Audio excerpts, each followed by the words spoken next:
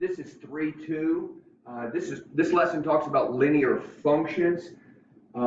Linear just means like it's a line. So we're talking about a function, and that we talked about the definition of a function on the last section. So this is talking about functions that create a line.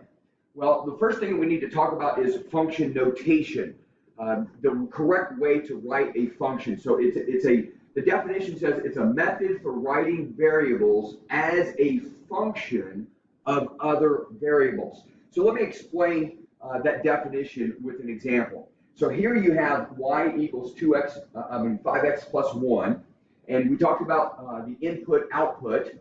So here there's a box right here, and I remember my elementary teacher actually bringing out a shoebox, and she had decorated the shoebox, and just as elementary teachers do, they're very creative, and she literally had something taped on the outside of it, something like this, some rule, math rule, 5x plus 1, and then she had a little coin made with certain numbers. And so she literally took a coin and she dropped like the number 2 inside of the shoebox. And then she shook the shoebox, and then she reached out on the side right here, and then out came a different number. And as an elementary student, I remember that, like, how could she put a 2 in and then out comes a different number? So when she put a 2 in, well, you just simply plug the 2 in right there, substitute the 2 in, and then out 2 times 5 is 10, and then 10 plus 1 is 11. So when you put 2 in, so basically you can make an XY chart. And remember, this is your input or your domain, and then out comes an 11. This is your output or your range. And then we talked about mapping. So when you put 2 in, out comes 11. And then, then she took another coin, whatever that number that might be. It might be a 4, and then she dropped the 4 into the shoebox, and she shook the shoebox, and then she tilted it, and then out came a different number. So when you put 4 into it, then out comes another number. 4 times 5 is 20, and then 20 plus 1 is 21. And then she kept doing this just so, for us to practice, what a function really is. When you put something in, then out comes another number based on this rule of whatever that rule for that function is. And so the function notation, this little shoebox could be called, we often name the shoebox like the function f or g or h or whatever the function is called. Just like we have names, the function has a name. And so when you put x in to the function, and again, the function happens to be f, so when you put x into it, then what comes out is f of x. So basically, when you're putting x into the function f, then what comes out? So a lot of times we see an xy chart, but this really could be x and then f of x. So that really is the same thing. F of x is really the same thing as y. It's your output or your range. And the correct way to write this, like if I specifically talked about the function f, when I put 2 into it, so f of 2, so when I put 2 into the function f, then out comes 11. So notice the function notation. See, that's the definition. It's a method for writing variables as a function of other variables. So here I'm putting 2 into the function f, and then out comes another number. So f of 2 is 11. See, that's exactly what that's saying.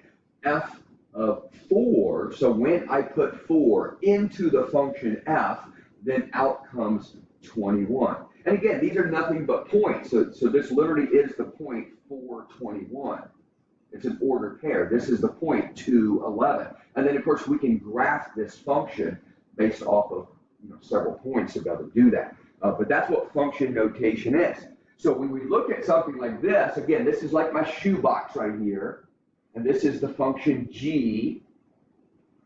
And so if I say find g of 1, so that means I'm going to put 1 into the function box. So I'm literally going to put a 1 inside of there, and then out is going to come something else. So that's what you can make an XY chart if you want.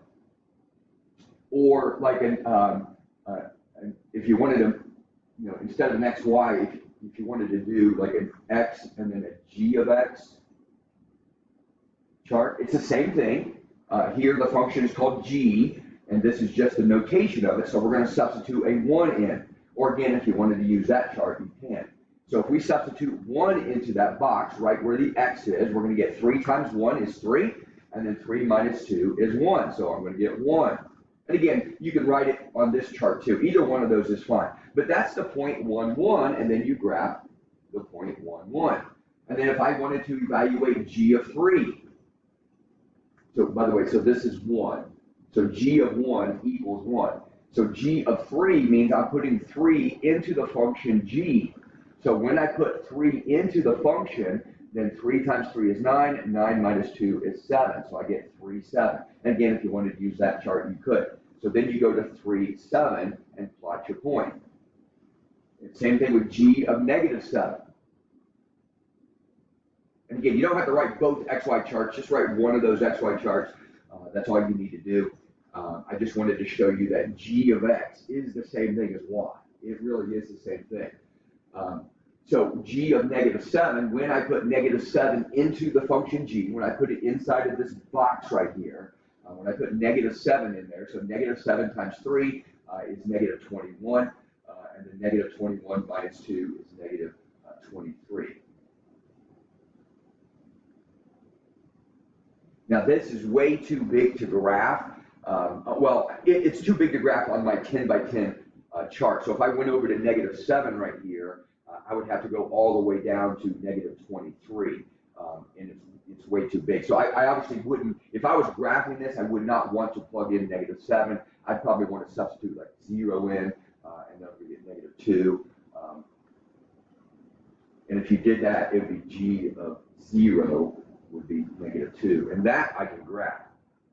I can graph that to be able to do that. So on that, and just to remind you, one way to do this in a quick way, remember your graphing calculator gives us the XY chart. So a lot of times we can save a lot of time if we just simply plug in. Remember, y is the same thing of g is g of x. So if I just substitute y equals 3x minus 2, and then go to my XY table, and notice g of 1, see g of 1, I got 1. See, that's what I got right there, and I could see it on my table.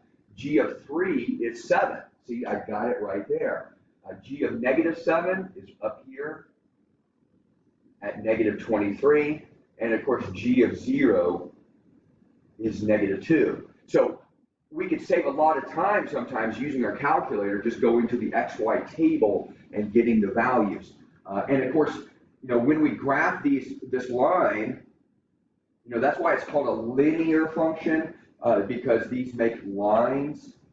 So that's what we're covering in this section is a linear function. So these are functions that create, when we graph it, it creates a line to be able to do that. And of course, you get another way to check this, just to let you know, that's rise 3, run 1, rise 3, run 1, rise 3, run 1.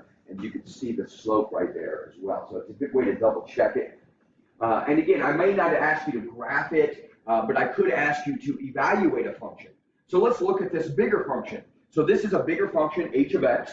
Again, elementary school, a lot of times you get simple rules like x plus 1 or something like that. But here we have this big function inside of, that's the rule that we want to do.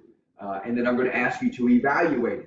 And again, back in middle school or something like that, if I wanted to evaluate h of 7, you'd have to actually, if you could do this without a calculator, just substitute, substitute 7 in. That's what that says. I'm going to substitute 7 into h. So you could substitute 7 in there, and then just do the order of operations to get your answer. You could do that, or, and again, I could ask you to do the same thing with negative 9. And then substitute negative 9 in there. You could do that, or just go to your calculator, plug this function in, 3x squared plus 2x minus 9, and then just simply look at your table. And so h of 7, so if I just scroll to 7, See, h of 7 says it's 152. So this is 152. Now h of negative 9, I'm just going to scroll back up to negative 9. And that's 216. So it's a lot quicker, instead of doing, showing the work and getting the order of operations and doing all that work, it's a lot quicker just to look them up on your table to be able to do that. So here on this letter C, h of 3, and then h of 0. So h of 0 I can see is negative 9. And then h of 3 is 24. And so then I just have 24 plus negative 9, and I'm going to get 15 as my answer to be able to do that. So again, that's an easy way to do it, just to substitute numbers in to evaluate functions. And again, that's using function notation.